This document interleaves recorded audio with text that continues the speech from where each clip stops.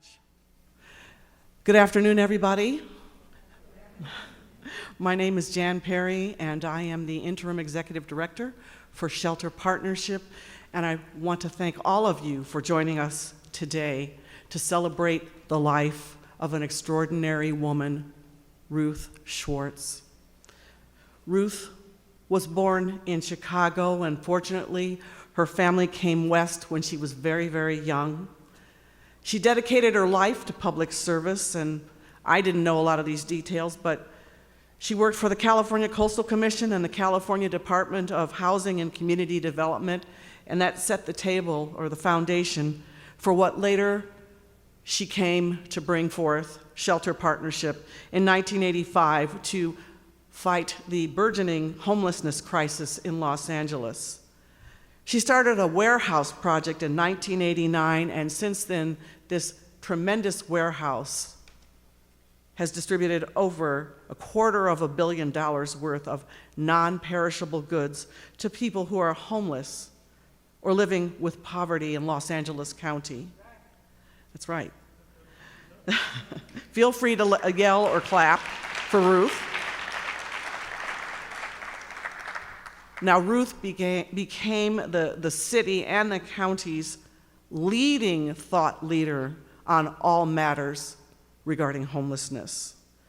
And yes, she served on a number of boards and advisory committees, including the Senate Bipartisan Task Force on Homelessness, the California Housing Loan and Grant Advisory Committee, the Los Angeles Homeless Services Authority, and the Southern California Association of Nonprofit Housing Developers, and of course, the Los Angeles Emergency Food Shelter Local Board. These are just a few things she did.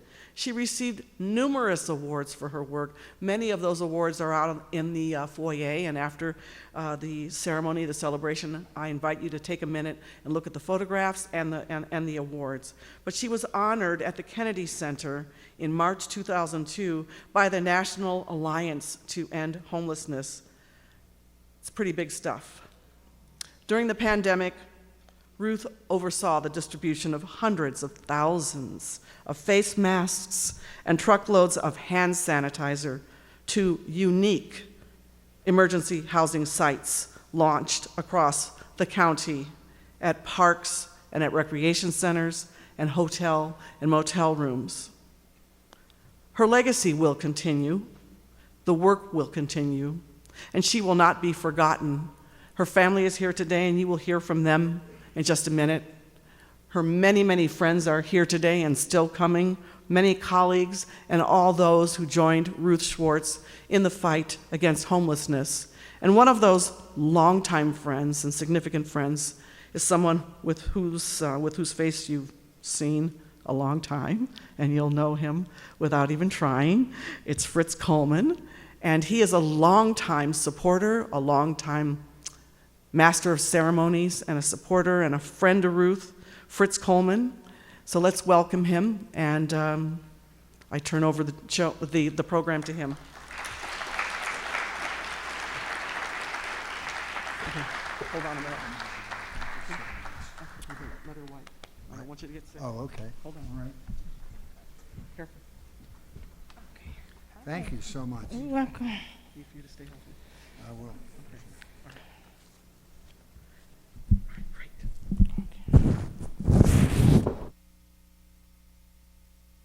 Thank you so much. Thank you, Jan. What a difficult position for her to be in, to step in to shoes that are impossible to fill at such a pivotal moment in the history of Shelter Partnership. You've done an amazing job, Jan. Thank you for your leadership. We appreciate it. We're so thankful that you're here today, folks. Thank you for joining us. I know that for many of you, this is going to be one of the rare times when you've been in a crowd over the last year and a half, and that in itself is a thing to celebrate. As you can see, we're in a big room, so if you need space, you've got plenty of it to social distance here. Please do that. If you are a speaker, we would ask you to come to the front. We have some reserved seats for you up here. I was lucky to know Ruth for a long time. She educated me, even though I was in the news business and should have been educated about it. She educated me about the homeless crisis. She was an advocate for solving this problem long before it was as high in the public consciousness as it is now. And her breadth and depth of knowledge was unbelievable, and her scrappy work up in Sacramento to move this issue forward was really laudable, along with her work at Shelter Partnership. I've hosted Shelter Partnership's annual dinner every year for 29 years, hosting virtually too during the pandemic. When you're planning a big event, you work pretty closely with other people. And I was lucky to work with Ruth and Tracy. Ruth was so warm and so collegial, caring, and passionate, and she became my friend, an irreplaceable friend. Many people in this room have a similar story today. We'll hear from some of them. You met Ruth, you were amazed at this woman's tenacity, and you were amazed by her charm. And those both qualities are what made her successful. So please, let's have a positive, happy day celebrating Ruth. She would be so happy to look out and see all of these friends and family with her today. Don't forget to sign one of the memory books outside on the table. The memory books have little cards that you can take to write a note on. You can write them while being socially distant. It's all safety first out there. All the cards will go home with Ruth's family today. Before I introduce our first speaker, we couldn't do the mandate of Shelter Partnership and call attention to the severity of homelessness without the help of elected officials. And it's my honor to recognize an assembly member from the 50th District. He's the chair of the Budget Subcommittee, number 3 on the Resources and Transportation Committee. Assemblyman Richard Bloom is with us today. Thank you for being here, sir. Now I'd like to introduce our first speaker, representing the Board of Directors of Shelter Partnership, Board Chairperson Lance Simon. Lance?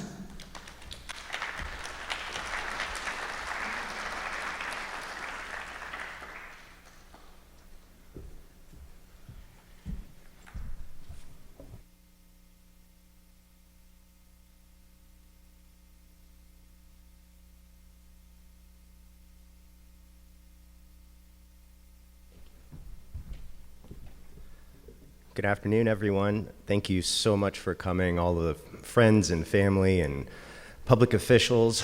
I first have to say that we were all totally shocked, totally immobilized when we found out about Ruth's passing, and I have to thank the staff, and Tracy in particular, for not skipping a beat.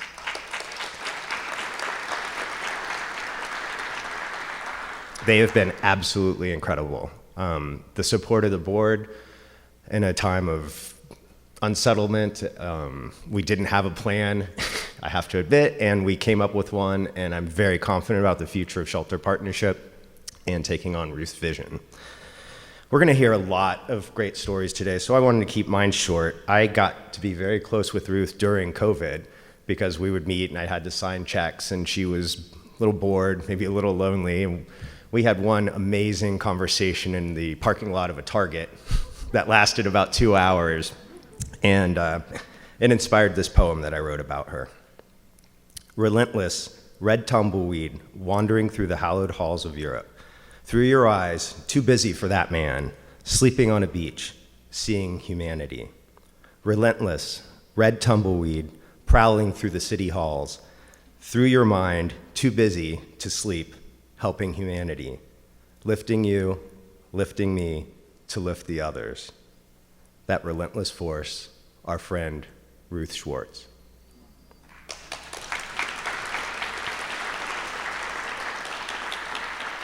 So again, thank you all. Thank you to the Associate Board, and I'm very happy to introduce to you Jeff Kelman, the outgoing board chair and an absolute rising star in our community. Jeff.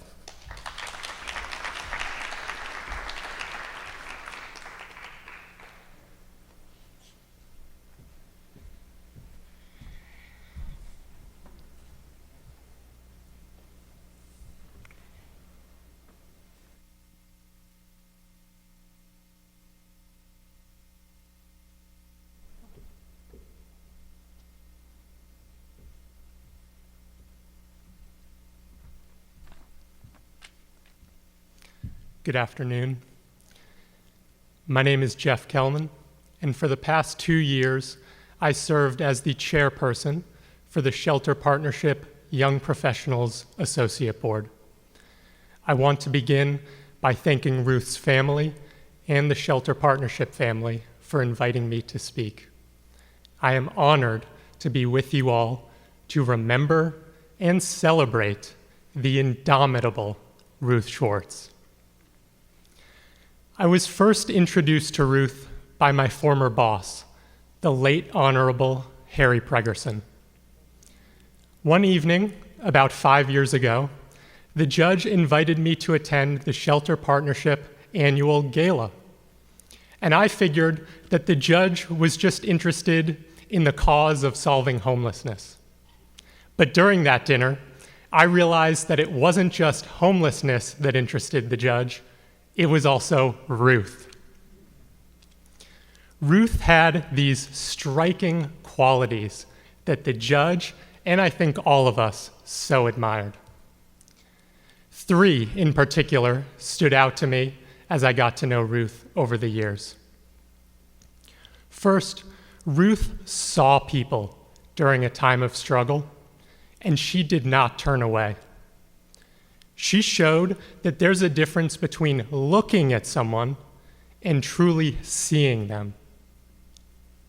Second, Ruth never took no for an answer.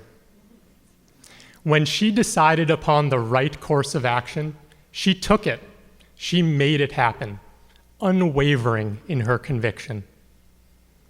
Third, Ruth understood the promise of community. There's no denying that she demonstrated what one transcendent person can do, but more importantly, she showed us what's possible when we work together as partners. So, may we all cherish Ruth's memory as a reminder of what she taught us through her life's work. When it comes to helping others, we all can do more than we think we can because we don't have to do it alone. Ruth, we love you and we miss you, but rest assured that because of the lasting partnerships that you built, your work and your spirit endure.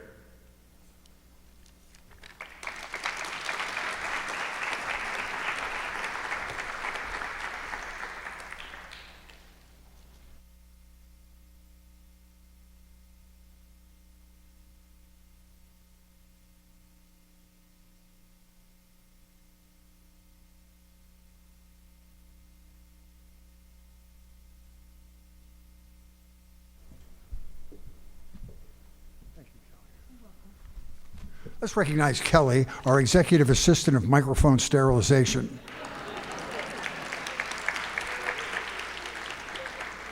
A thankless job. You're going to have carpal tunnel syndrome by the end of the...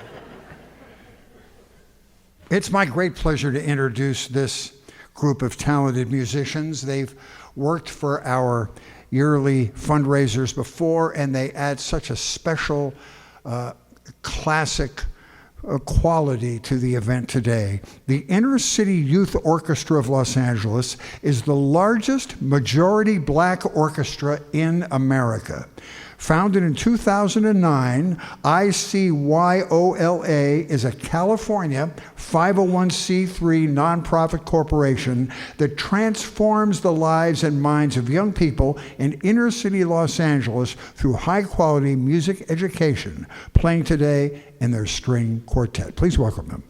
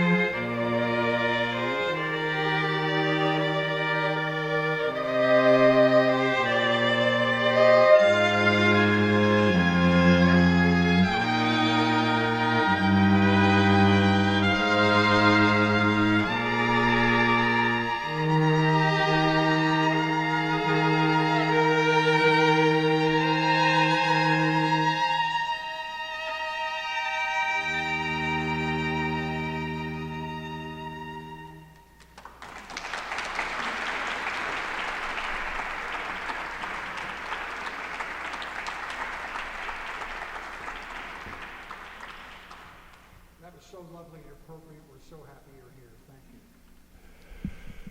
Thank you. Well, in April of this past year, Ruth did a podcast called the Out of the Courtroom podcast, and we wanted to play a portion of this for you because it just explains her passion and her knowledge about the homelessness issue. The title of it was Housing is a Right. Please watch. According to the UN has adopted policy that housing is a right. The United Nations. The United Nations. And, more and more jurisdictions and countries are looking at that to say, yes, people should have affordable, decent housing that meets their needs as compared to just thinking of housing as something that can be traded and where some people have housing, and now we know hundreds of thousands of people in this country have no housing. That housing is a right and it's an obligation of government to the extent that they can to assure that people are housed with decent, affordable housing. Yeah, I think that what people don't understand is that these programs are well managed, and if you've got a well managed program, even if you have somebody has some mental illness, it doesn't mean that most people with mental illness are not dangerous, but just say one was. People, there's management in the buildings, and it's not like is it better? Isn't it better to have people inside rather than outside camping, in your front yard, which is what's happening everywhere? If people have if they have the food, if they have the medicine, if they have the health care, if they have an opportunity to thrive, it's better than, having a society where people are living on the street, where disease is prevalent, where, people, that aren't even into substance abuse might get into substance abuse because they're bored or because other people, that's what they do. That's how they pass their time. So some people might say just get them on a bus and take them to a desert and build them little globular units, and that's that. Yeah, and I think we've talked about that. It comes up often, and 35 years ago it was a topic of major conversation. But the courts won't let you do that. It's not the right thing to do, and that's not the way. If you tell people we're going to move everybody to Lancaster, you watch what happens in Lancaster. And how upset people will be. I think every community has to take on its fair share, of the issues of society. And a lot of people who are homeless today can be productive members of society, but they need an opportunity. And you're not going to get well living on the street. You're not going to get job ready generally living on the street. It's not going to give you a structure or a purpose, and be able to go out. Some people can, but they're the minority, and go knock on a door and ask for a job. You need the housing, you need the support to be able to go back to work. And a lot of people who have been homeless, it could be a family health issue. I've heard a lot of people talk about their wife or their husband dying and just not being able to cope with that reality and falling out, and other family members not necessarily in a position to help them. So, we've seen it, that stable housing, and it really is a form of healthcare. Having housing, people say it all the time, housing is healthcare. To get well and to get back on your feet, you need to have, a stable place to live.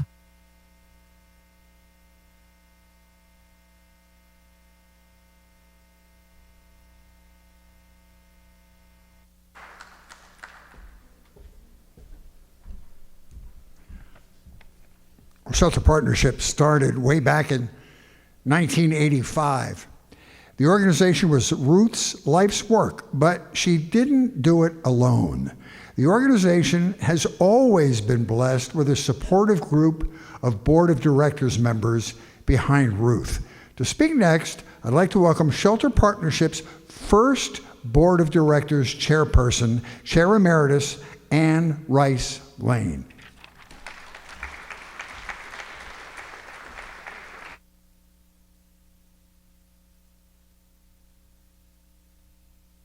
Hang on here. Hang on here. Ann, don't talk yet.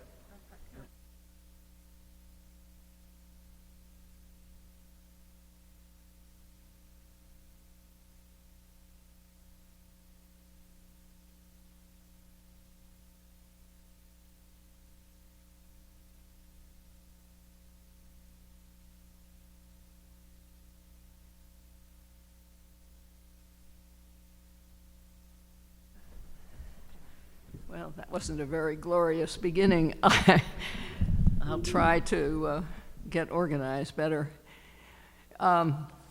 When Tracy called to tell me that Ruth had died, I sort of felt like the wind went out of me. And then I read the obituary in the Los Angeles Times, and I thought, how come you never covered her through all of these years? How come she wasn't the go-to person? But I was very glad to see they gave her a major space in the Times subsequently. Well, what I planned to say was that Ruth was my friend for almost 40 years. I was present when she came back to Los Angeles to start what became Shelter Partnership. I wasn't meant to be the board chair. The head of the Red Cross in Los Angeles had been designated, but about 3 months into his term, he was reassigned to Chicago precipitously, and I was volunteered. Ruth and I shared a common view that there was money to be accessed from private sources and from the government to help small agencies who wanted to provide food, beds, and services for the homeless. And she was just the person to help them write those grant applications. Start small, but soon to be a major force in Los Angeles. For 20 years, I served on the board and was chair, watching Ruth grow in stature and experience. For all those years, I talked to her at least once a week, came to press conferences, and loved to watch her shine. I'll leave to others the details of the growth of influence and importance of Shelter Partnership, all the exciting funding scares, all the people on the most eclectic board on which I have ever served. I'm not talking about now, I'm talking about almost 40 years ago. We had representatives from every local poverty agency, every religious person who stood alone at that time in concern with the homeless. It was a trip, every board meeting, I have to say. And many of them went on, of these wonderful people, went on to become acknowledged experts in their fields. Ruth became my treasured friend. I met some of her family. I met the dog.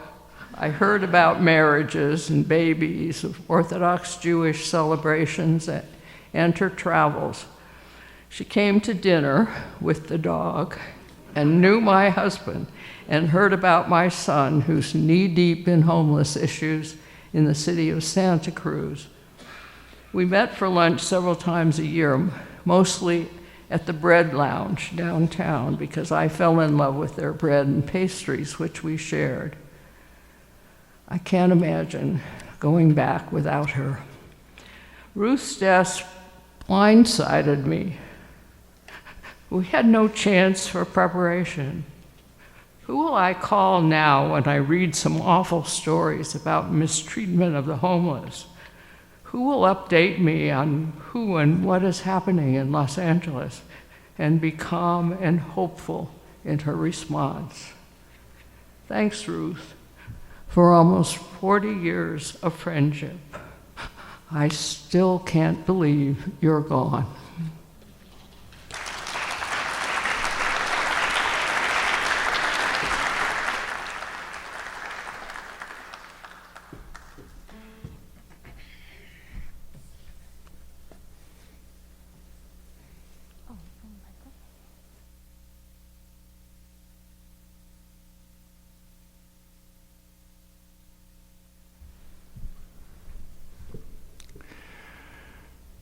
Now we'd like to hear from Ruth's friend and also the CEO of an organization that we're so closely bonded with at Shelter Partnership, SRO Housing Corporation, Anita Nelson.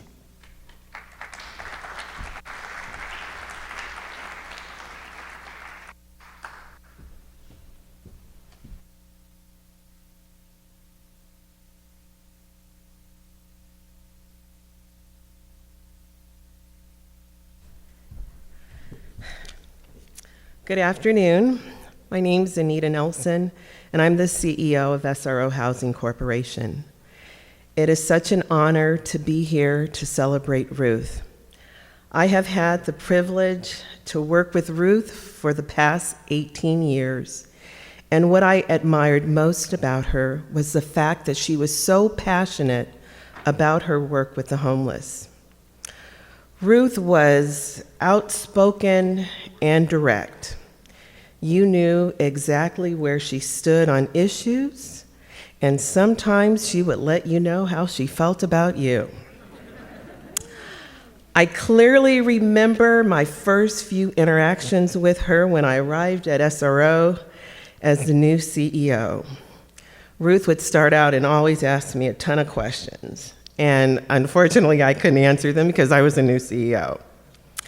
And so one day we were talking and she let me know, she said, Anita, I don't know. I don't know if you're cut out to do this kind of work, working with the homeless in Skid Row. But, that was Ruth. Ruth let you know how she felt. So over the years, we got to know each other, and Ruth and I will talk, and she would share with me her association with SRO. And her association went back to the mid-'80s. So we were started in 1984, and we gave Ruth her first office space, and so she started Shelter Partnership in 1985. So it was at that time when she shared that background where she was working with the prior CEOs and she knew the intimate details of SRO, I realized why she was so protective of the corporation. And so over the next few years, Ruth and I became friends. And I think over time, we both realized that we shared the same passion and dedication for helping the homeless. We just had a different style and a different way of doing things. I knew if I needed help, Ruth would be there for me. And I knew if our residents needed anything she had, she would give it to them. In fact, many times Ruth would call me and ask me, did you order? And I'd say, yes, Ruth, we ordered. And that she wouldn't stop there. She'd say, well, how much did you order? We ordered enough, Ruth. We have enough. And she'd rattle through our history. You have 30 properties, you have 2,100 residents, you need to be ordering more. Ruth, I'd say, Ruth, where am I gonna put it? And Ruth always had the last word. She said, maybe you ought to open up some storage space and save it for a rainy day. So one of the biggest honors that I had with Ruth was when she asked me to speak at one of her events. And then after that, she started asking me to be in her videos. And then after that, she asked me to be on her dinner committee. And it was at that time I knew I had won Ruth over, and we were friends. So I am going to miss Ruth tremendously, and she will always have a special place in my heart. Thank you.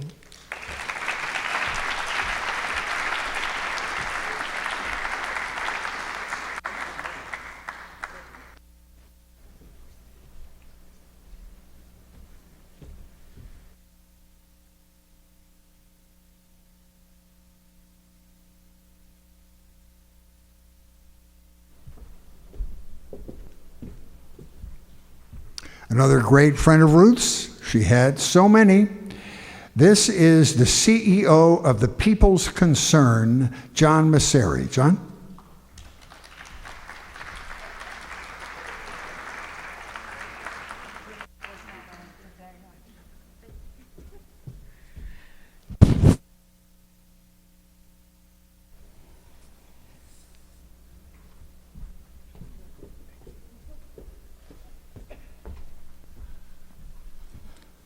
Well, it's nice to see so many friends and colleagues here today to celebrate Ruth's life. I first met Ruth in 1987. A shelter partnership started a few years earlier, and I was working for an AIDS service organization setting up hospice facilities. Ruth was involved in housing policy work, and we connected at a city meeting. Her passion for the work was evident, and her grasp of the policy and the politics of getting things done was impressive. We became friends and worked together on many projects over the years, and I came to learn that a phone call from Ruth usually resulted in me getting hooked into one of her ideas. Her quirkiness and sometimes lack of filters made her more genuine. There was no guile or pretense with Ruth. What you saw is what you got, like it or not. She'd push and cajole as far as she could to make a point, and wasn't afraid to ruffle feathers if she believed she was right. I admired her for her tenacity and truth-telling, even when it wasn't popular. She was a champion and warrior for making things better, for pushing systems improvement and policy changes that would make a positive difference in people's lives. And she cared very much about the agencies and the people on the front lines doing the difficult work.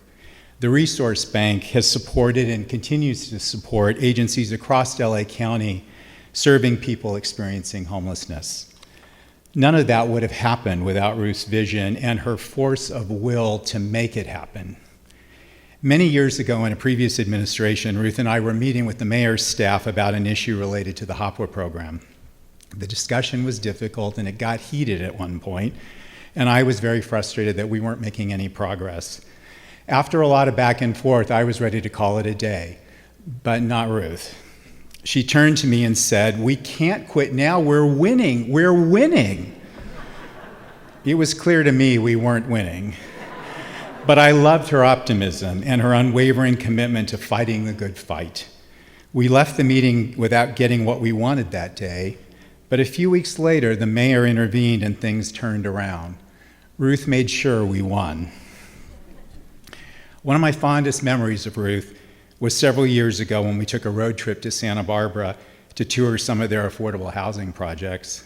She had lived and worked in Santa Barbara and still had many friends and connections in the area, and often talked about how happy she was during that time in her life. Our visit coincided with the weekly farmers market along State Street, and so we spent some time wandering through the market and chatting with the vendors. I'd never seen Ruth so relaxed and comfortable. Every stall was a new discovery, and she seemed to delight in all the treasures laid out before us. Ruth stopped at a booth selling flowers and picked up a beautiful bouquet to take back to the hotel room. There was a moment when she lifted the bundle to her face and took a deep breath to smell the flowers, and then turned to me with a huge smile and said, "What a perfect day." Over the years, we had lunch or dinner together every few months, grazing our way across Los Angeles. It was usually someplace she or I had tried and enjoyed and wanted to share with the other, or a new place we'd consider an adventure. I look forward to those meals and the chance to catch up about what was going on in our lives. Besides the good food and wine, we'd swap horror stories about which policy or bureaucrat was making it harder to do our work. Thankfully, there was always plenty of wine to go with the many horror stories because there were a lot. We were supposed to have dinner together the night she died. She emailed me earlier in the week to reschedule because she had a chance to go to Santa Barbara and spend time with friends. "No problem," I said. "We'll plan to go next week." Well, sadly, next week's dinner never came.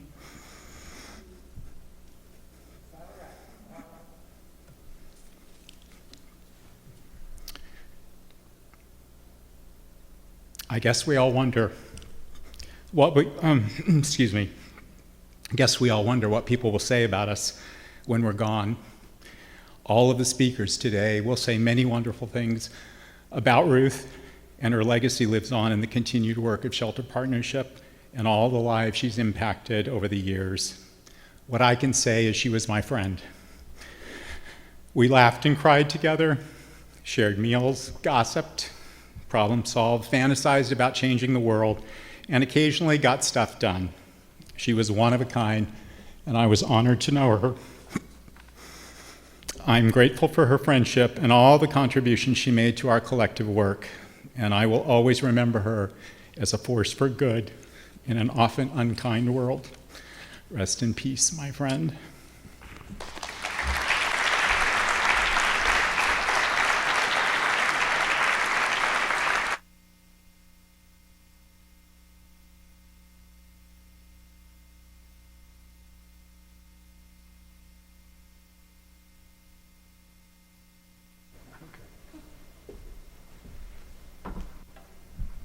We'd like to direct your attention to the screen now.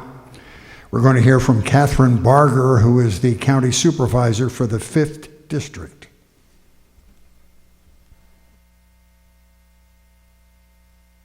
Hi, I'm Los Angeles County Supervisor Catherine Barger. I'm humbled to join you to pay tribute to the remarkable life of Ruth Schwartz. When I think of Shelter Partnership, I think of Ruth.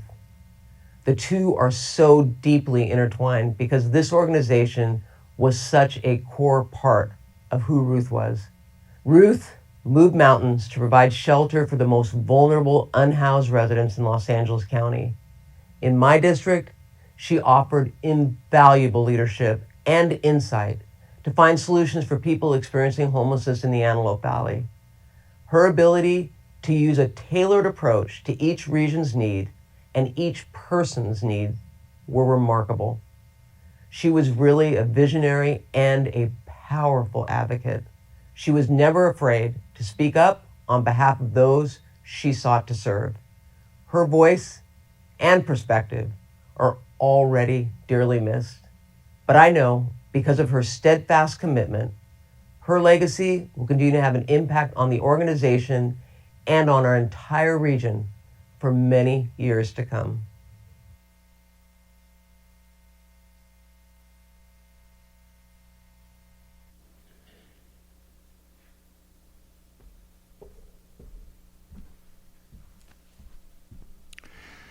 Another wonderful friend of Ruth's, and also the CEO of South Central Health and Rehabilitation Program, Dr. Jack Barber.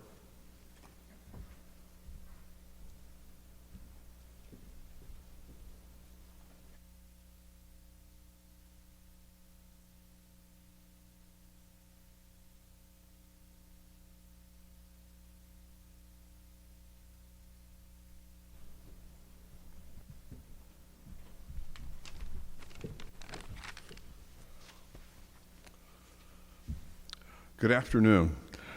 I am Dr. Jack Barber, and I'm the CEO of Southern California Health and Rehabilitation Programs that serves children, family, and individuals in South Los Angeles for their mental health needs. I want to share with you that Ruth Schwartz was my friend. It was a curious relationship that started when Sharp was a part of a collaborative with the Department of Mental Health to implement a housing-first model in South LA. Concepts of intersectionality and inflow into the unhoused population were discussed in the early 90s as they are now. Ruth Schwartz is the premier policy wonk on homelessness. But she was much more. Ruth was a $1 million mermaid.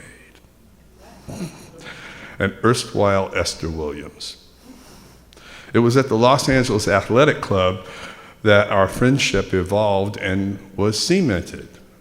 Together we swam laps, and in between laps, we would hang out at the rim of the pool and have private conversations about homelessness, politics, her own ambitions, the organization ambitions, and she had a lot of thoughts. We also planned our yearly lunch at the Water Grill downtown, of which I enjoyed immensely. Ruth understood economic disparity and racism as its relationship to homelessness. And as a part of the LA's Hope Collaborative, the Housing Authority made it known that there were some unused abandoned quads in South LA. Sharp, my organization, and Ruth responded to transform those properties into permanent supportive housing. There was no grandstanding, but Ruth quietly supported indigenous South LA organizations and providers as she understood their unique challenges. Ruth visited the quads frequently, and she knew the tenants by name. It was a reminder that we eliminate homelessness one soul at a time, and it restored our soul to commit to this struggle. I'm proud of our friendship and the moments we spent and the moments that we laughed.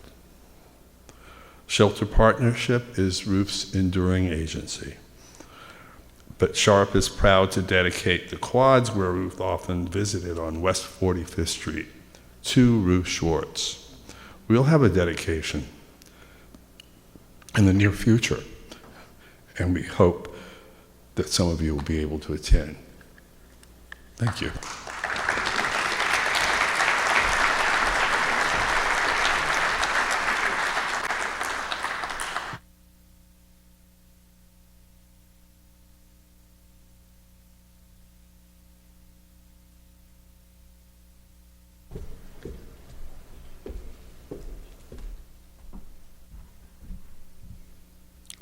I'd like to introduce now a Ruth friend and a director of the Los Angeles County Development Authority, Linda Jenkins.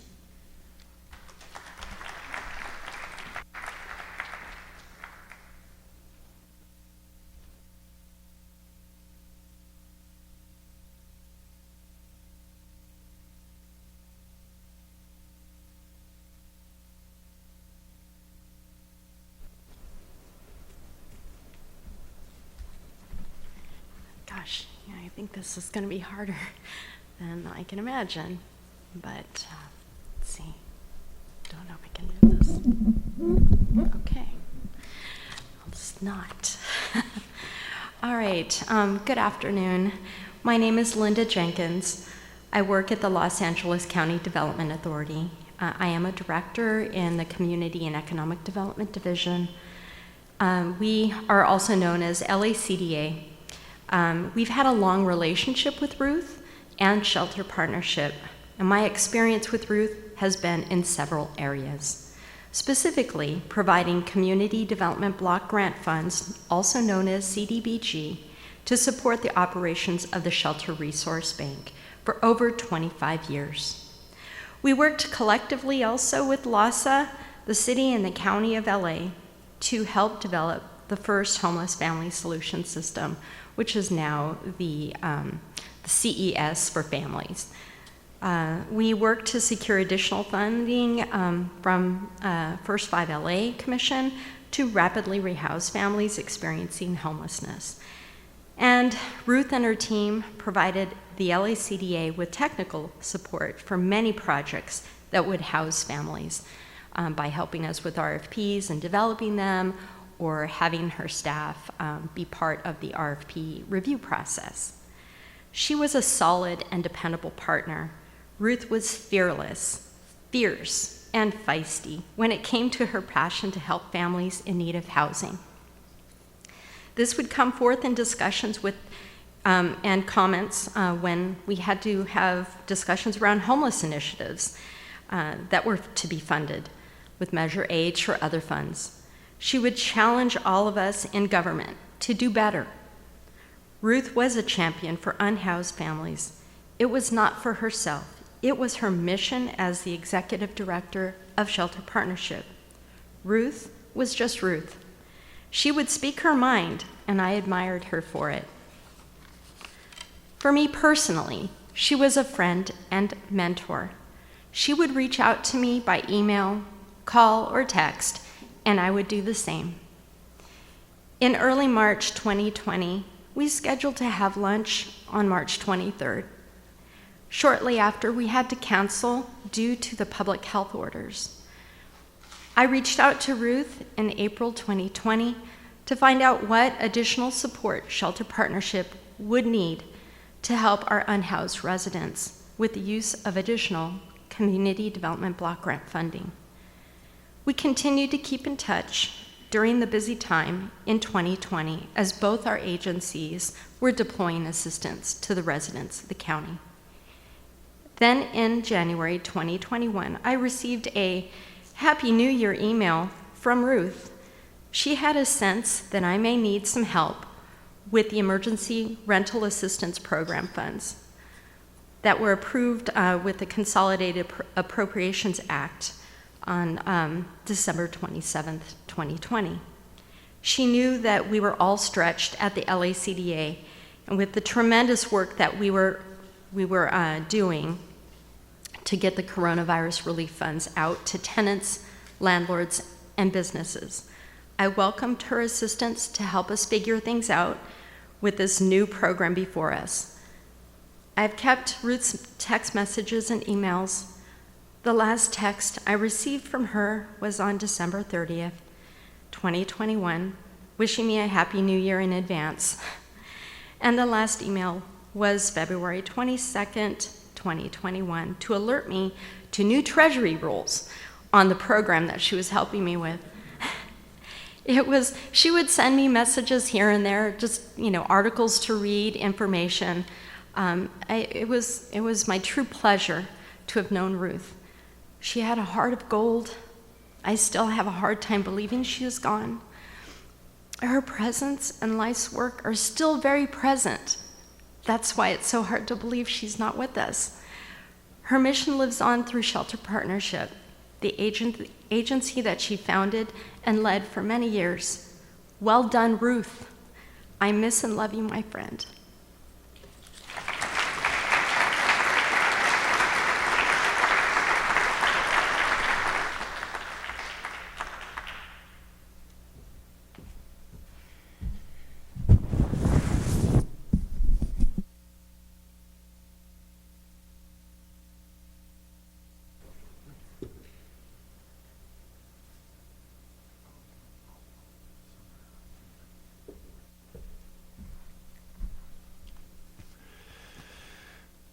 Well, Ruth had so many wonderful pictures taken of herself within the context of work and in her life that I think Tracy stayed up for 72 consecutive hours sorting through these pictures. And so as we invite back the Inner City Youth Orchestra String Quartet to perform the beautiful What a Wonderful World, I would direct your focus to the screen to watch this collection of pictures.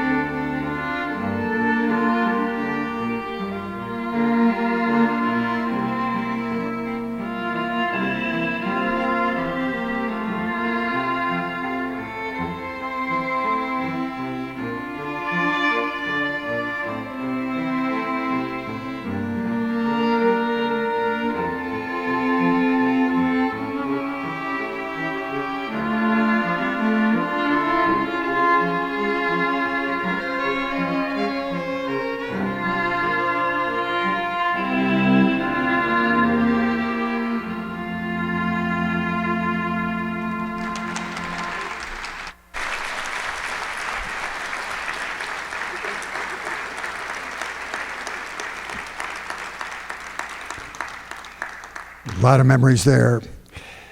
Well, we'd like to hear now from retired 4th District LA County Supervisor, who was supervisor from 1996 through 2016, Don Kanabe. Hello, I'm Don Kanabe, former Los Angeles County Supervisor, and I just wanted to share a few words about my good friend Ruth. Ruth and I go way back. I mean, we go back 30 plus years when we first met, and she and I met through Judge Harry Pregerson, so you know that's not a one and done thing when you meet with Judge Pregerson. And so with Ruth, and then we took our first trip out to the Bell Warehouse, and that's really where it all began as it relates to putting food baskets and food together, going and driving and getting food, the homeless issue out there. It really started out there, and Ruth has always been on the forefront. It was just a wonderful, compassionate woman, and will be deeply missed. Her legacy is people. Her legacy is putting food in people's mouths. Her legacy is finding places to stay, to sleep on a bed instead of a cement.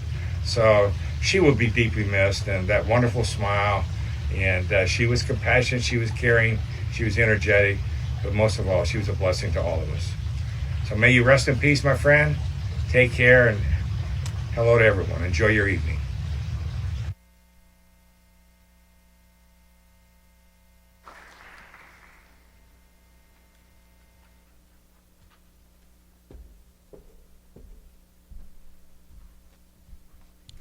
Well, it's impossible to say enough about this lady.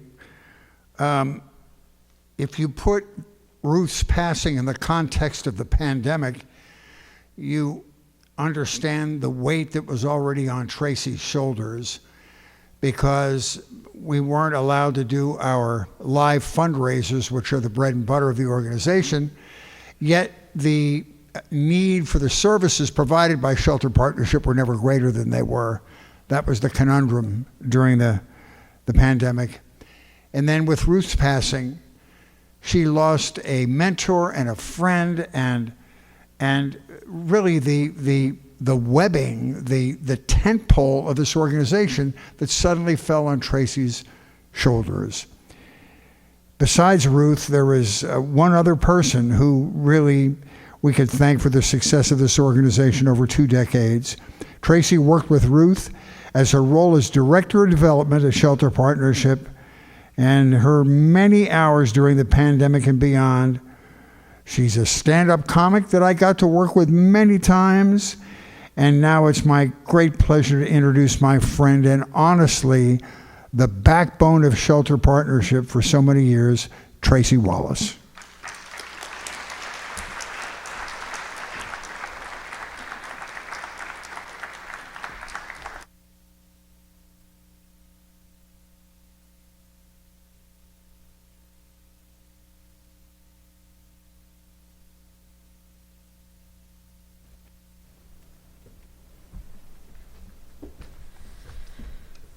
Thank you, Fritz. Ruth was always so happy to have, I gotta put my glasses on. Gotta remember to put my glasses on. She's always so happy. I gotta take my mask off too. Sorry. She was always so happy that you were involved. And when, after you retired and I suggested that we ask you to join the board, she's like, oh, that's a great idea. And she's so happy that you said yes. So thank you so much for your heartfelt words. So all these people are the people that were working with Ruth when she passed away, and also our former staff, some of our former staff that came today to help honor Ruth.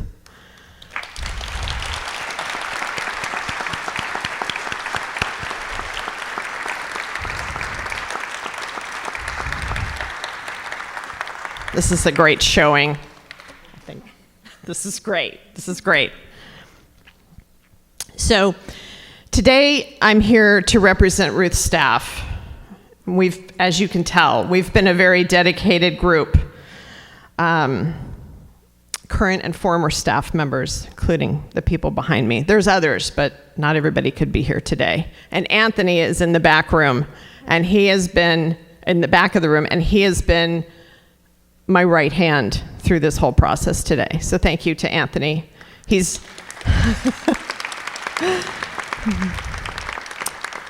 He's monitoring the YouTube page right now for everybody out there in Cyberland. On behalf of all of us, I want to thank each one of you for being here. It means so much to us, to Ruth, and to her family. I worked with Ruth for 22 years, and I never really planned on being at Shelter Partnership this long, or actually even being in fundraising, to tell you the truth. But Shelter Partnership has always been a very compelling case for support, and it's easy to sell it when you have such a dedicated and tenacious group such as ours. One thing that I've learned about myself, but also about all of my coworkers, including Jerry Ayala, who's our warehouse manager, and all the folks out at the warehouse who work so hard to keep the goods moving to the agencies. We have all been fiercely loyal to not only to the mission of Shelter Partnership, but to Ruth especially. Sure, there were times when she drove us a little crazy. You all know how driven she was and how she couldn't take no for an answer on anything. She was tireless. But at the same time, she needed us. From fundraising to administrative support to running the warehouse to public policy and advocacy, we all helped Ruth fulfill her vision.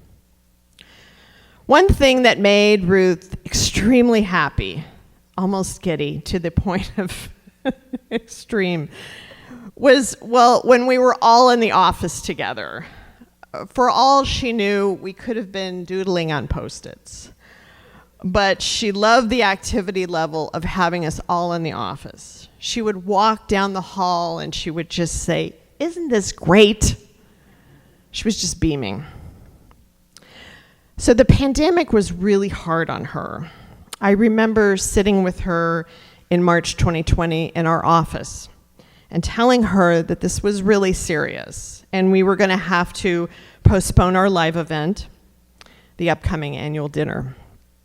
We would have to rethink how we worked. And I could see the resistance in her body language. She was sure I was wrong. She was sure that she would get her live event and it would be great. But that was the thing about me and Ruth. We had a great working relationship. Sure, we didn't always agree, but we respected each other and our ideas, and we talked it out. We always came to a resolution, a good plan that made both of us comfortable. This is what made us a successful team. And it's really most of the reason why I stayed as long as I have. I remember so many times after having an in-person meeting with a donor, after months of research and solicitation and planning, or a foundation site visit at the warehouse with hours of questions, or our annual fundraising event that took months of prep time. She would look at me, she would put her hand up, she would grab mine, and she would say, "Good job, TW." And that moment meant the world to me. I don't do what I do because I need or want constant attention. Nobody in fundraising does. But it's nice to have confirmation once in a while that, hey, I did good. And I knew when she said something that it meant something. Ruth taught me a few things. She always said, "Don't leave money on the table." She would always use the phrase vis-a-vis, right? Which I don't think I've ever heard anyone else ever use. I actually had to go look it up. And for anyone else that's worked with her, you probably know what I mean. Life is too short. If you just want to eat the frosting, just eat the frosting, not the cake. Okay. But I think the most important lesson that Ruth taught me was one that she taught by example. And this has been woven into some of the other speeches that we've heard today. When you feel strongly about what you're doing and what your goal is, you don't need to worry about anything else. Not how you look or how you say it, or about who thinks about how you look or how you said it. You just need to focus on the goal. Recently, I had 2 dreams about Ruth.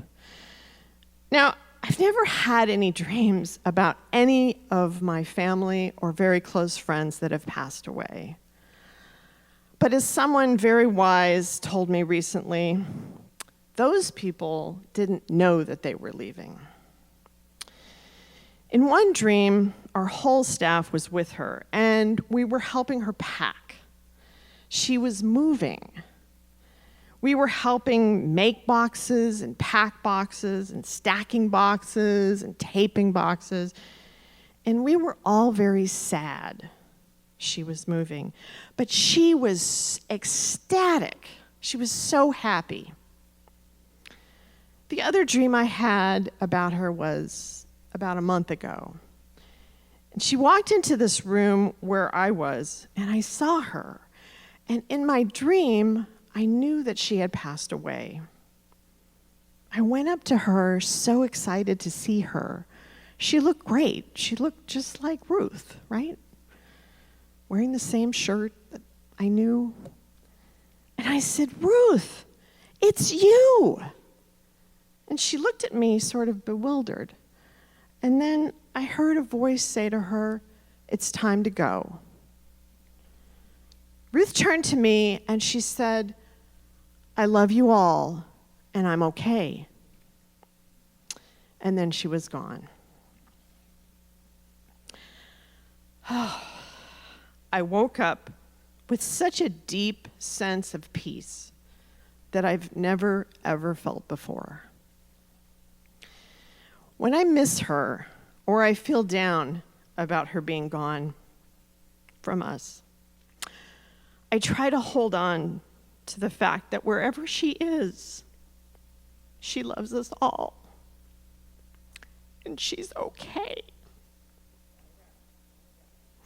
Thank you so much for coming here today and honoring our boss, our leader, and our friend, Ruth Schwartz. Thank you. Thank you so much.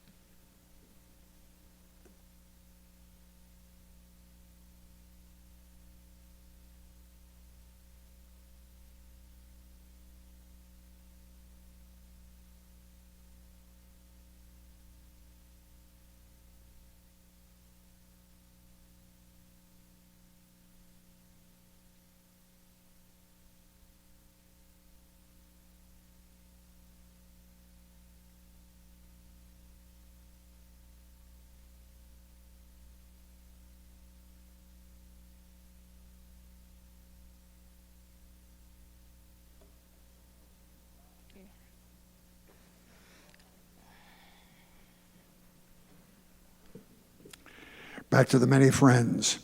Here's a dear friend of Ruth's, and she is the founder of Turner Center for Housing Innovation, Carol Galante.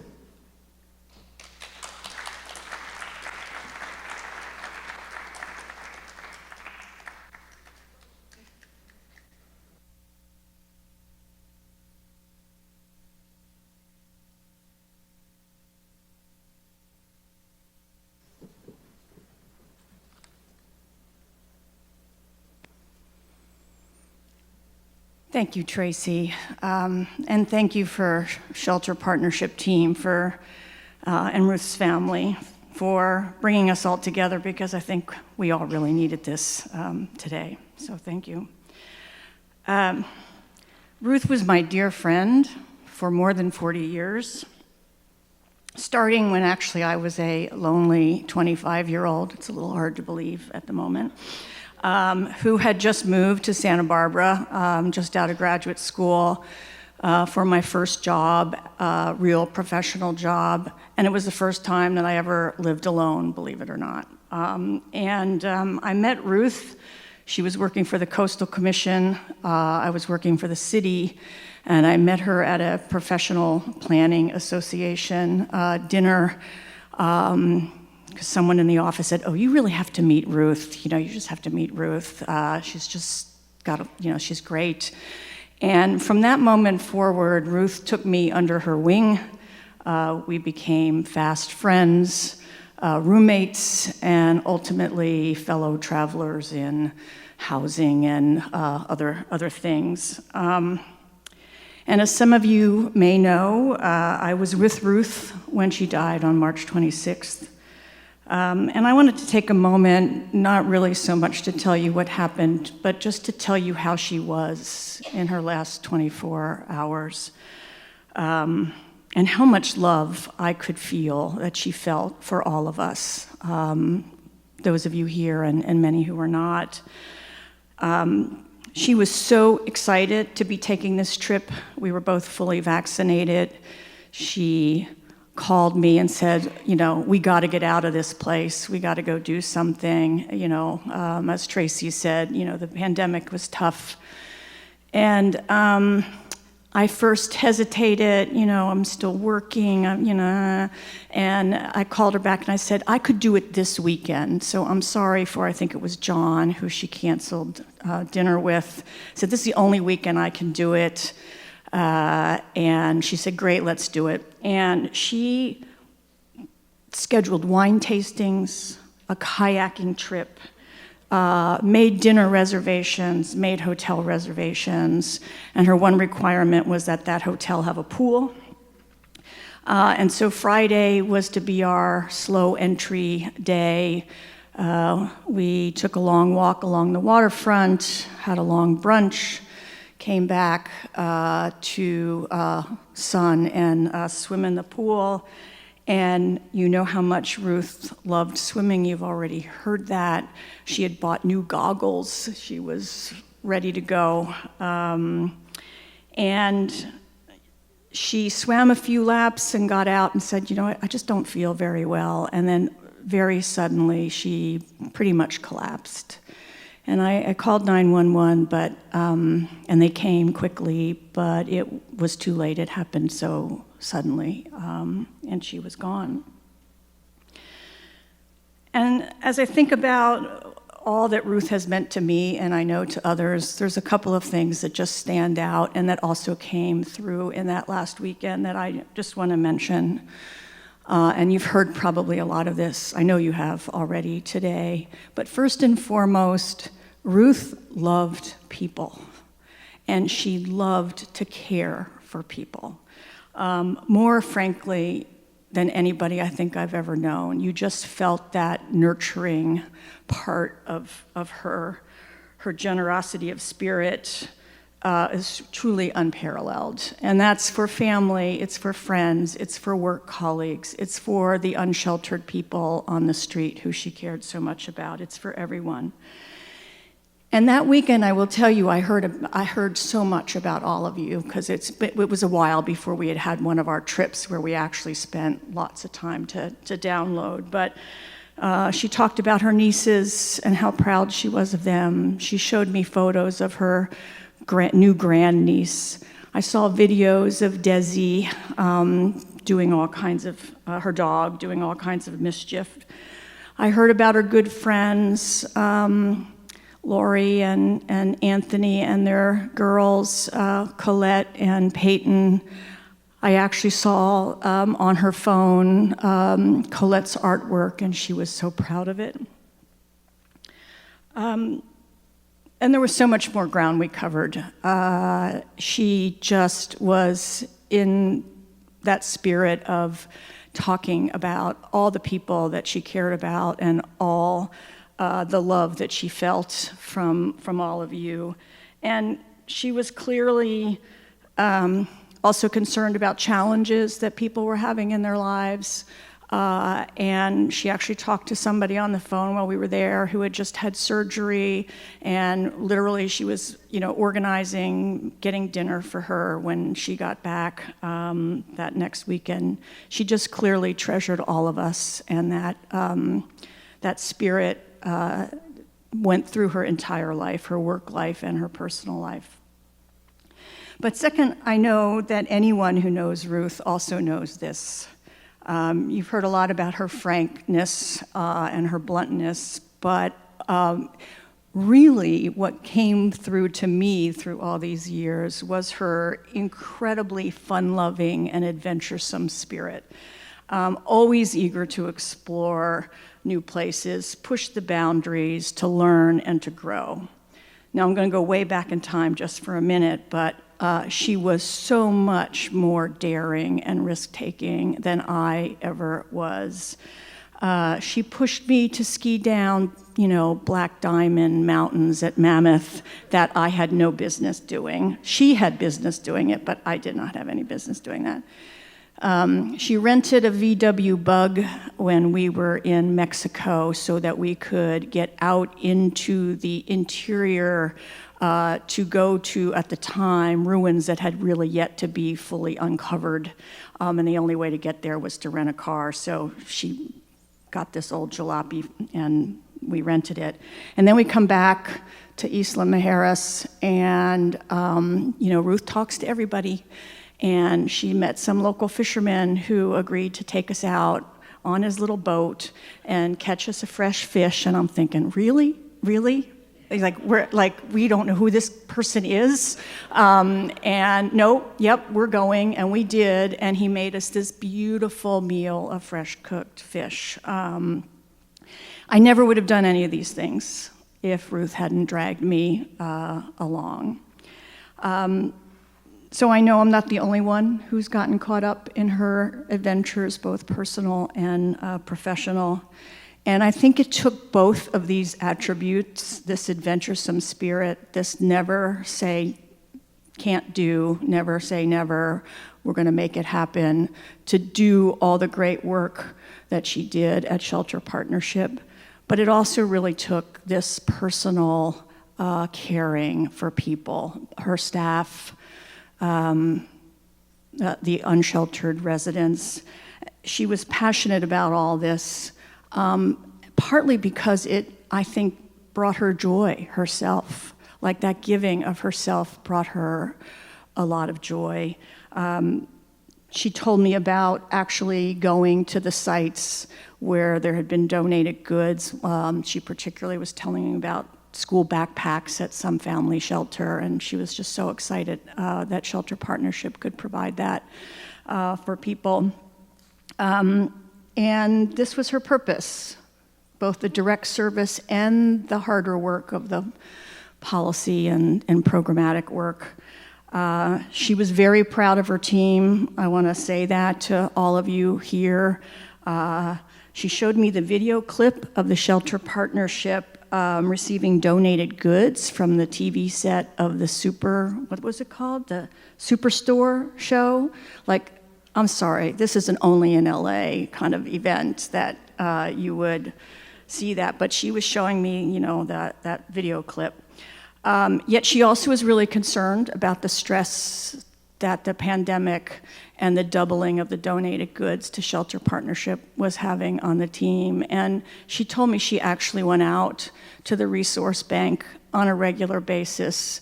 And she said, I can't drive the forklift or whatever they do out there, but, I can be there for moral support. And, I'm sure she brought some cookies and some whimsical gifts when she went, because that's just what she did. When she picked me up at the airport for us to go to Santa Barbara, she had a whole box of cookies. And I was like, Ruth, really? But that was Ruth. Eat the icing, is that what it is, Tracy? Anyway, she is an amazing person. And I just want to say that to the end, she was in great spirits, living a full and purposeful life. She loved and cared for all of us. She was proud of you and enriched by you. And I know she enriched my life in a way that simply can't be replaced. Ruth, we love you and we miss you.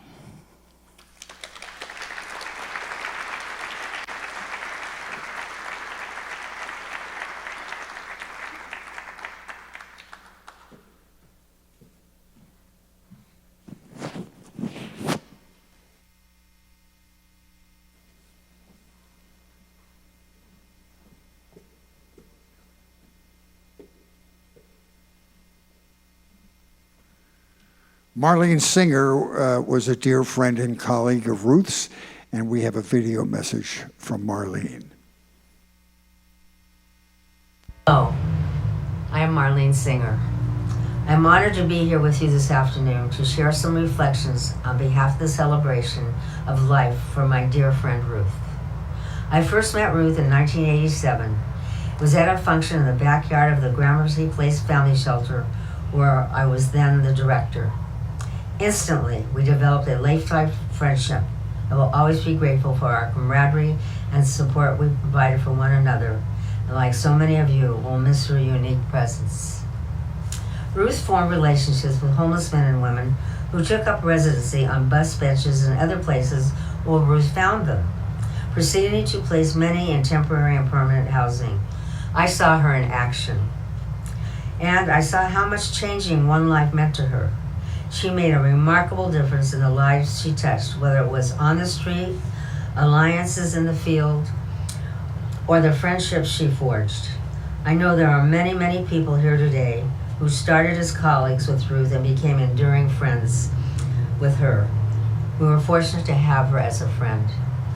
Ruth's compassion and caring were synonymous with her being, as was her drive for change on behalf of homelessness. Her advocacy will be sorely missed, as will she. I am thankful to have had Ruth impact my life. I will miss her very much.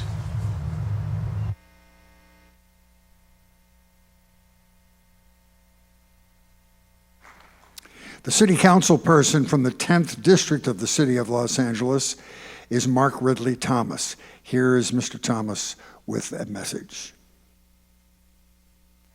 Hello, I'm Mark Ridley Thomas.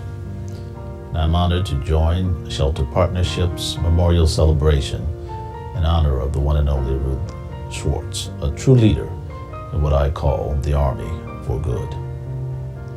Ruth left an indelible mark on Los Angeles by founding Shelter Partnership in 1985, and she served as the organization's executive director for a full 36 years, helping to develop housing and resources to combat the moral crisis of our time. You know that to be homelessness. As its name denotes, Shelter Partnership was created to be a partner to all community-based nonprofits and government agencies working on this issue in Los Angeles. And because of Ruth's energy, drive, and commitment, Shelter Partnership and the team has lived up to its name. Thanks to the S. Mark Taper Foundation Shelter Resource Bank, which Ruth launched in 1989, nearly 300 community-based organizations serving homeless families, youth, veterans, seniors, and other groups living in poverty received new goods free of charge to help their clients. On the policy front, you could always count on Ruth to ask the tough questions and seek out answers backed by data and supported by client feedback. Ruth cared deeply about Los Angeles and its people. She was constantly thinking about how we could collectively improve our services and our housing. One of the last projects she was immersed in was trying to help the city of Los Angeles establish a right to housing. She was a consequential player. So thank you, Ruth, for your tireless pursuit of a better Los Angeles for our unhoused residents. And we thank you for your peerless contribution. May we continue the work you left for us to do with a sense of purpose, dignity, and resolve.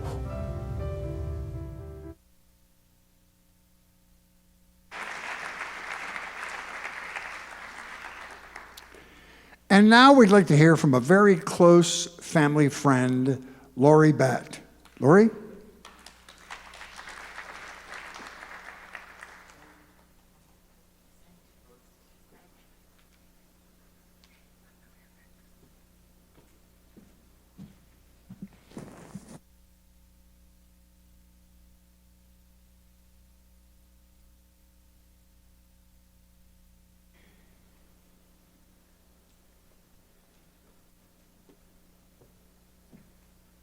Sorry, I got my mask stuck in my earring. Okay. For those of you who do not know me,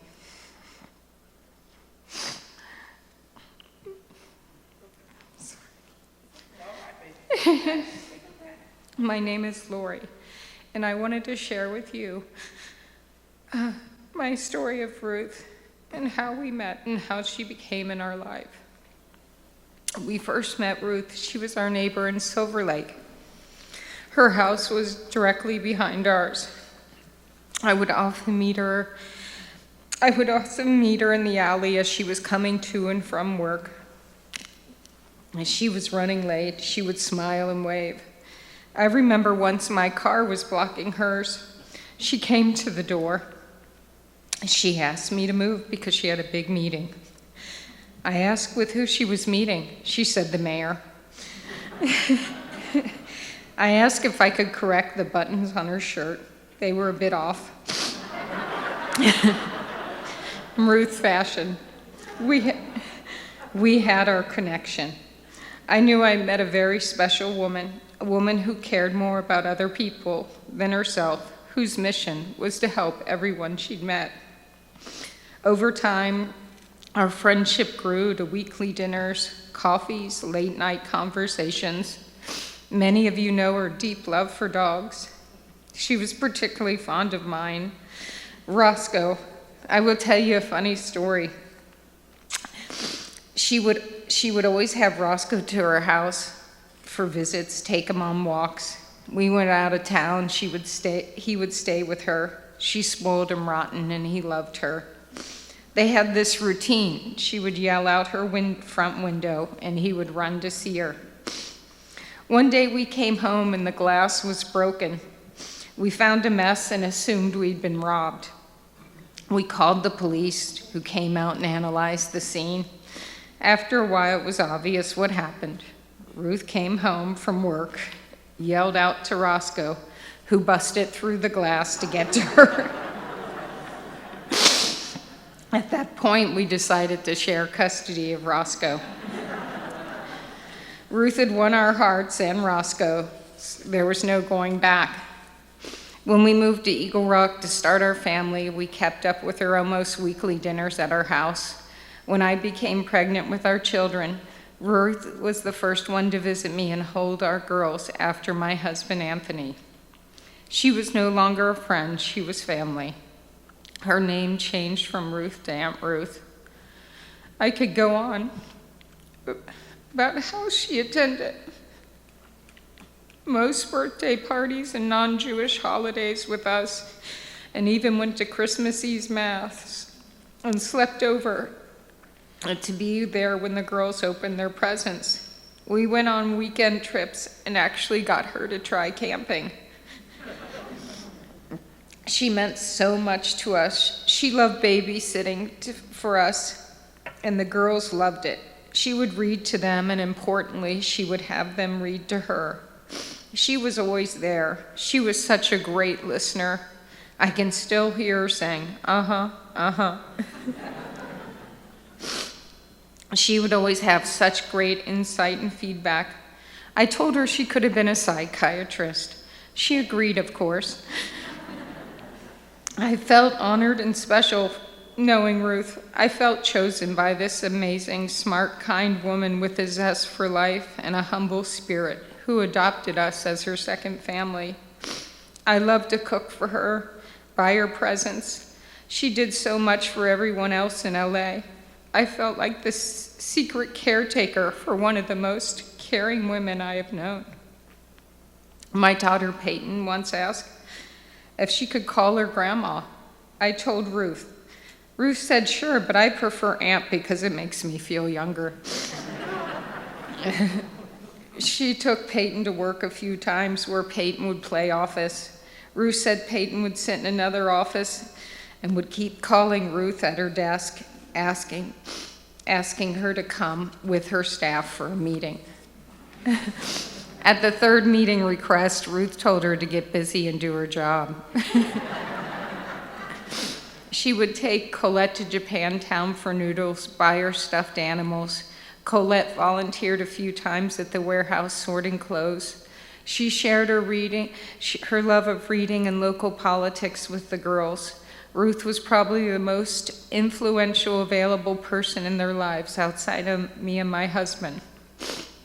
She saw our family through ups and downs. She was such an important part of our daughters' lives. It wasn't until they became much older she realized that we were not family by blood, but rather by spirit.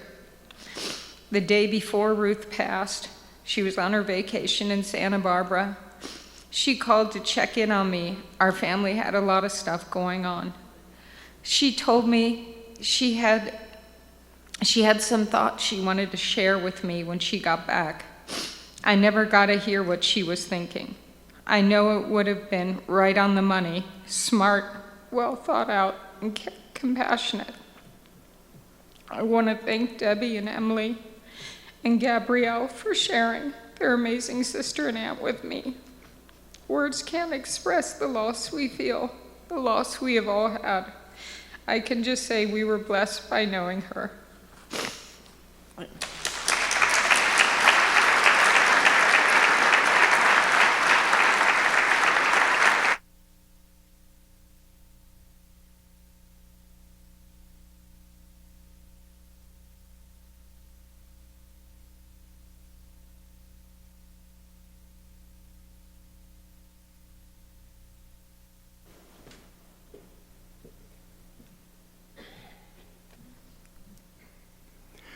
Now it's an honor to introduce Ruth's sister, Debbie Gold.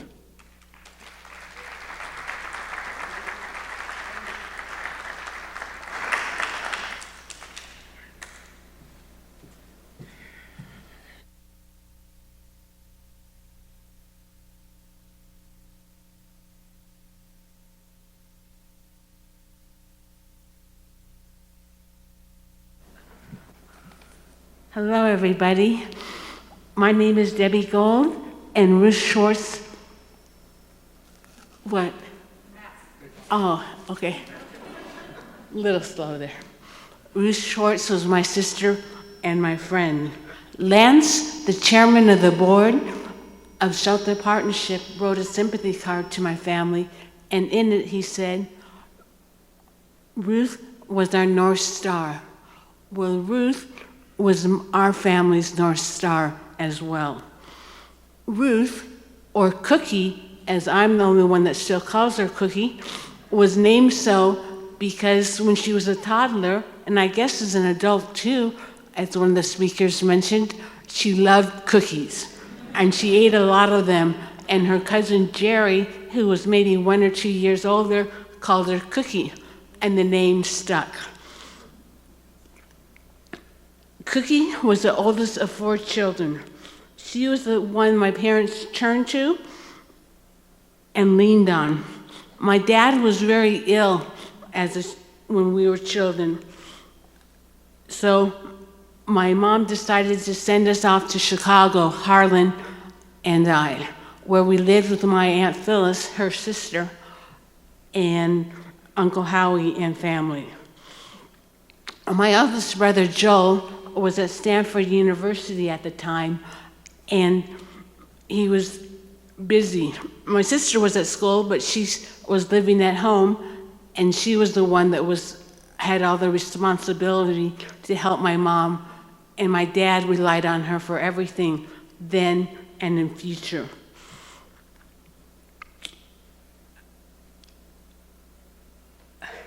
This influenced her to understand those struggling and to help those mentally ill in her later work.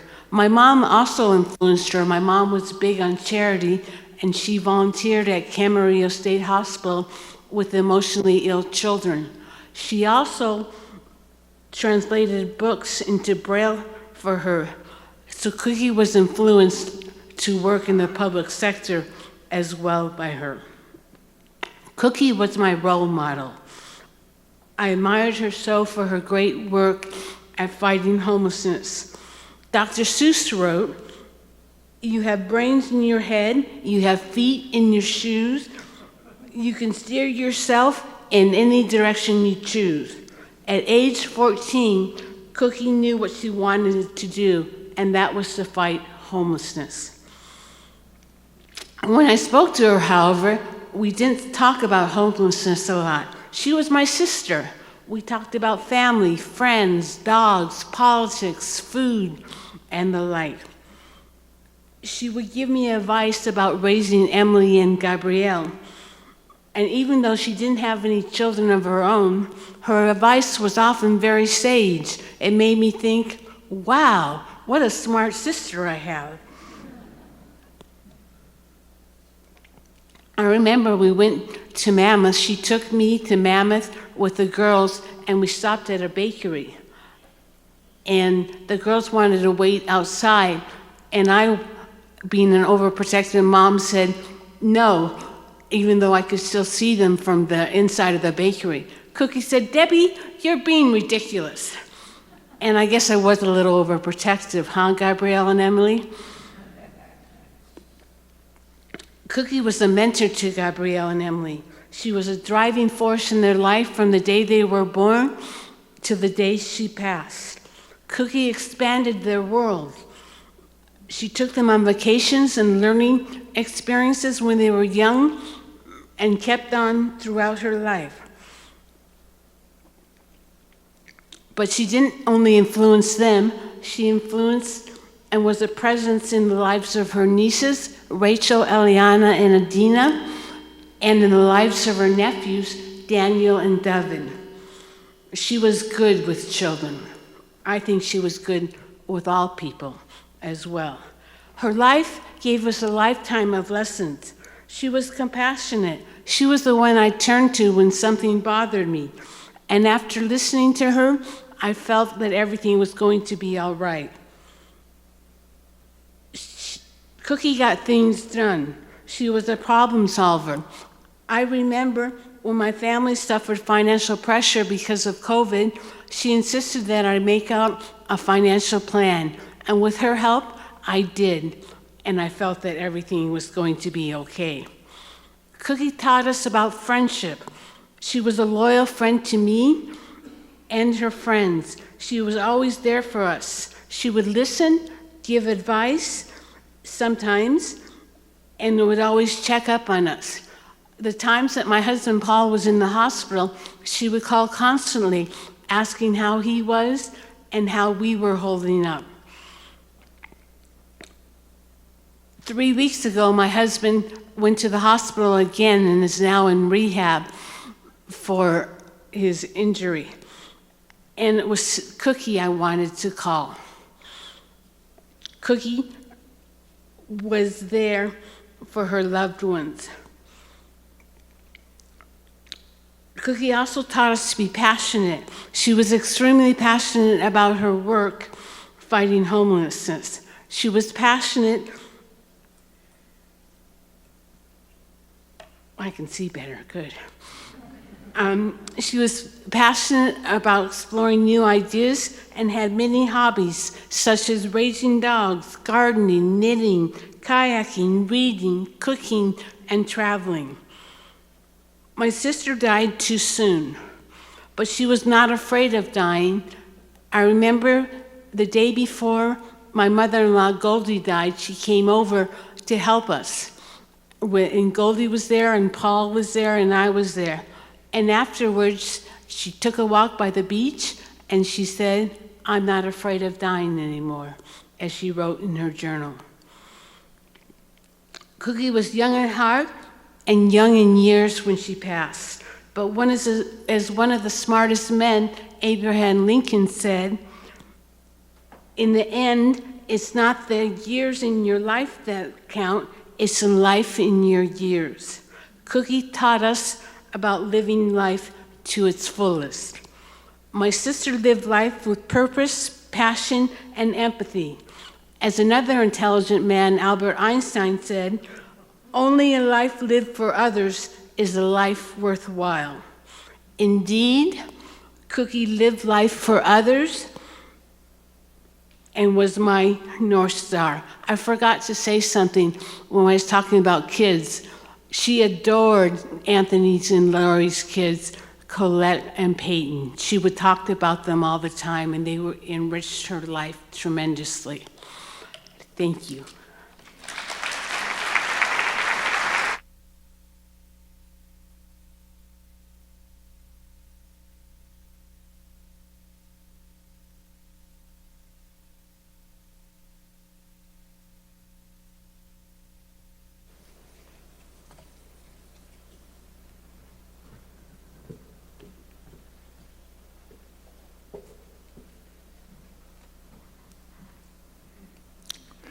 And now, one of Ruth's favorite nieces, Gabrielle Gold.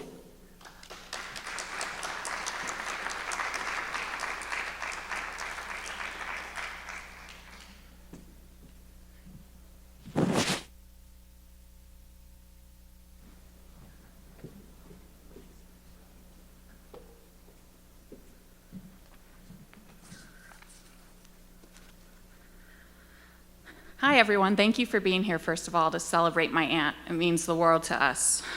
My Aunt Ruth was my role model and one of my best friends. She was a special person to all of you, that's why you're here, and to me as well. I can't remember a time when my aunt wasn't present and involved in my life and shaping it for the future. She had an opinion, whether you wanted to hear it or not. She encouraged my love of reading and gave me my first 2 Harry Potter books, sparking a lifetime love.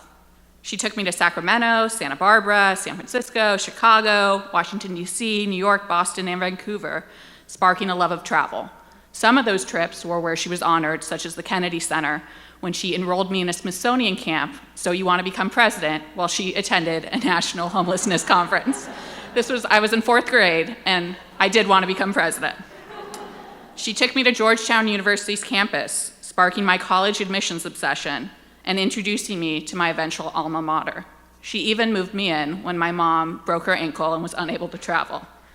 She introduced me to Burke Williams, sparking my love of bougie massages, along with her friend Tanya, to Kramer's, sparking my love of bookshops, to my love of caramel frappuccinos and sugarfish. She subscribed me to the New York Times, sparking my news addiction. She constantly talked about politics and policy, shaping my college major and first love.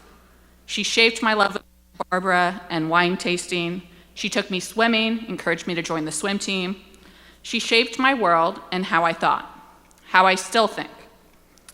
I associate one of my funniest childhood memories with her. My parents, my sister Emily, myself and Aunt Ruth at a Dodgers game, where Aunt Ruth entertained us and also enjoyed some cotton candy that she did not purchase. She stole them from children.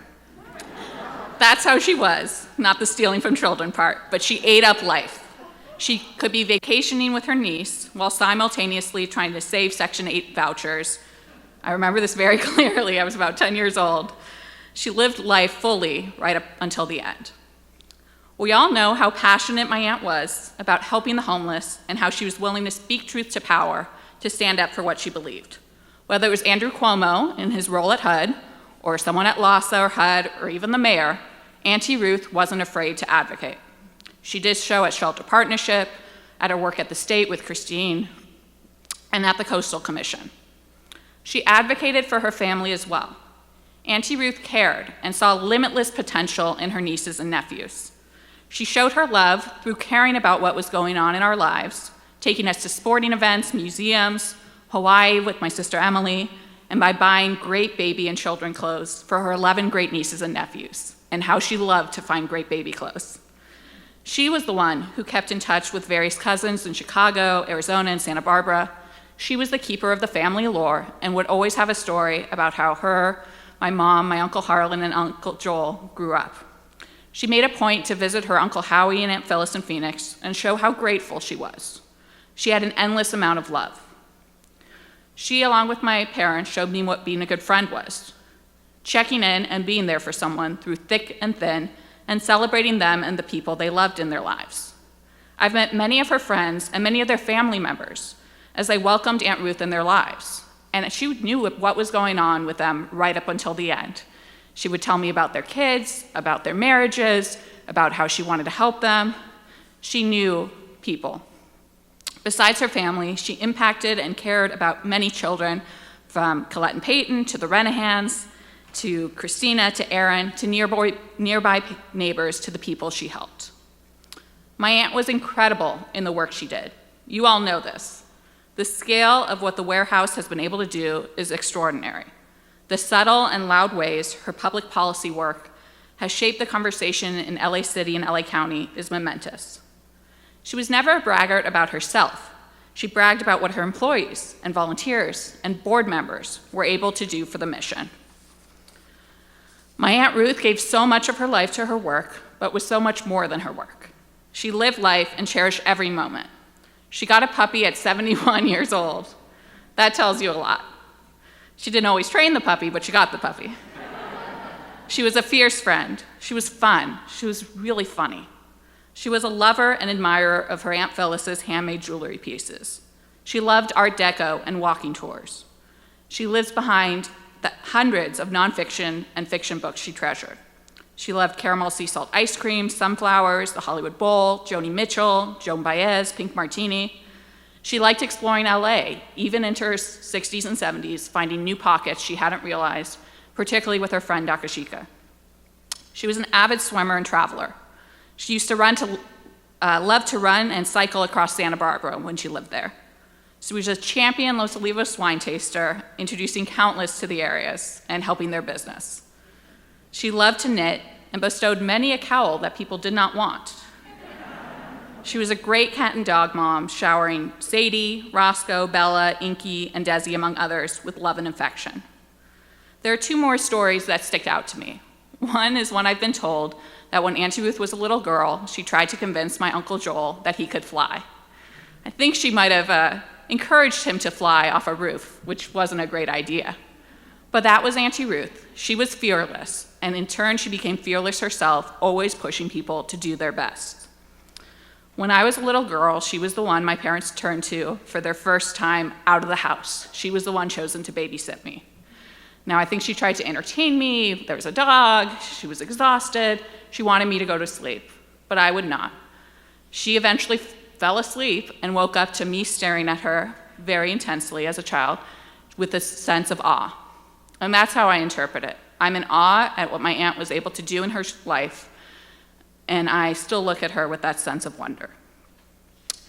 Her influence on me and my love for her is indescribable. She was my Auntie Ruth, and she was loved. Thank you all so much.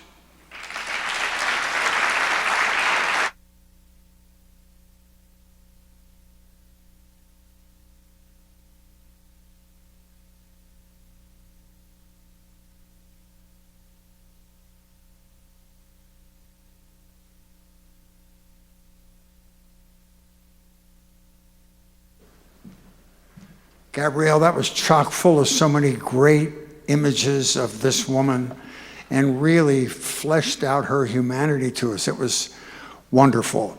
Well, I'd like to bring back to the stage now our hardworking interim executive director, Jan Perry.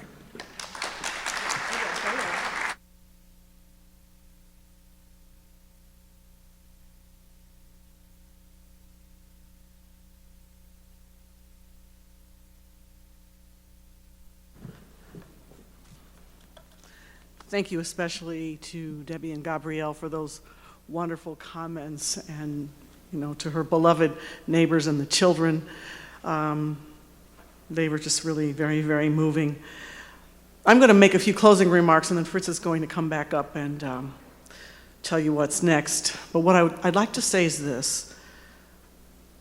I was talking with a very dear friend of Ruth's who lives in Pennsylvania now about what to say to close, and her name is Kathy Godfrey, and Kathy and I worked together in the city for a very long time, but Ruth was a regular visitor into our office and guided us on all things homeless. So Ruth, according to Webster's dictionary, means compassion for the misery of others. And in biblical terms, Ruth rated a book all her own. She was a woman who was noted for her humility, her compassion, her hard work, her dedication, and above all, her kindness. She was worth remembering, like Ruth Schwartz. Ruth Schwartz lived a life that lives up to her name. We're here today because we want this beloved woman of dedication and kindness to be remembered and never forgotten.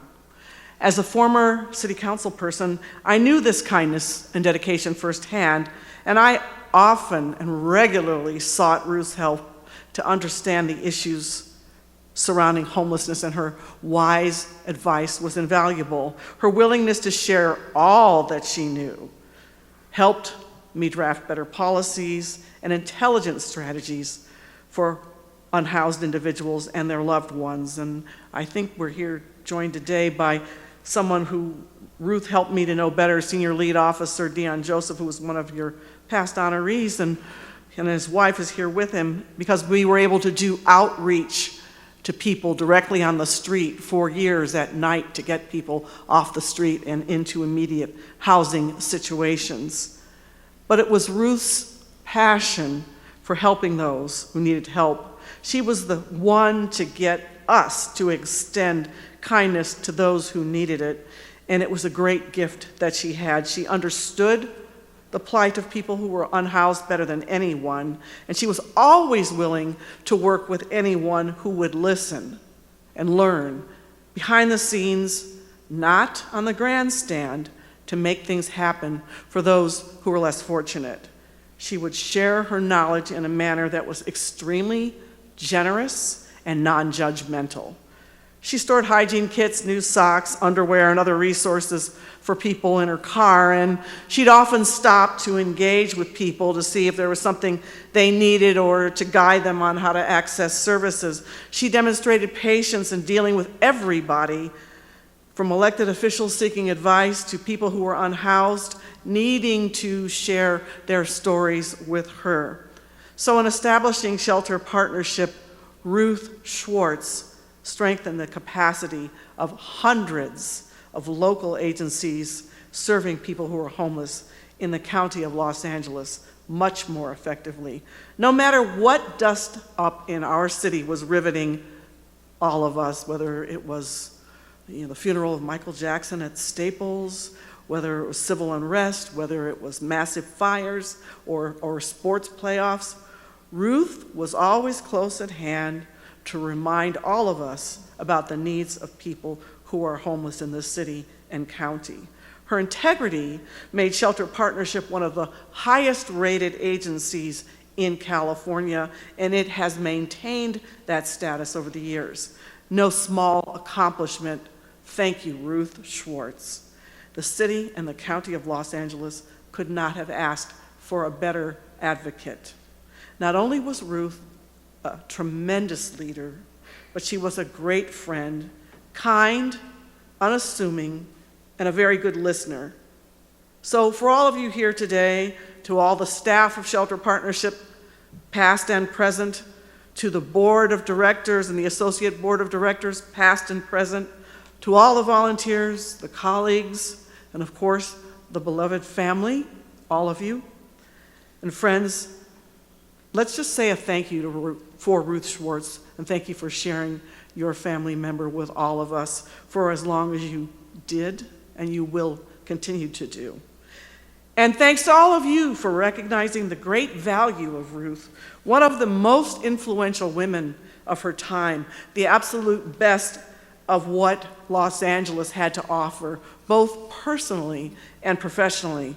Of course, Ruth will always be missed, but we're going to take up her cause now and carry it forward, using Ruth's life, teaching lessons as inspiration.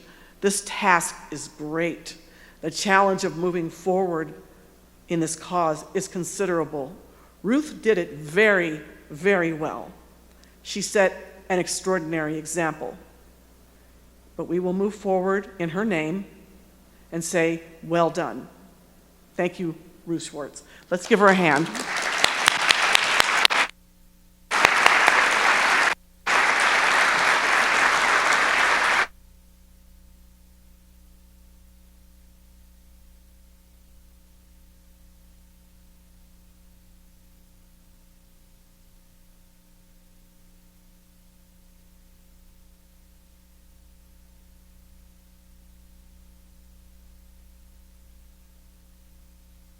welcome. Thank you, Kelly. Well, we are so honored that you're here with us on this ironically beautiful day to celebrate the life of Ruth Schwartz. Now we would invite you to move out into the lobby and enjoy some food. I think they're ready to serve you out there. You can have food and drinks and sort of powwow with some folks maybe you haven't seen in a while. We are so thankful for your support of what Ruth did and for her life, and please travel safely going home.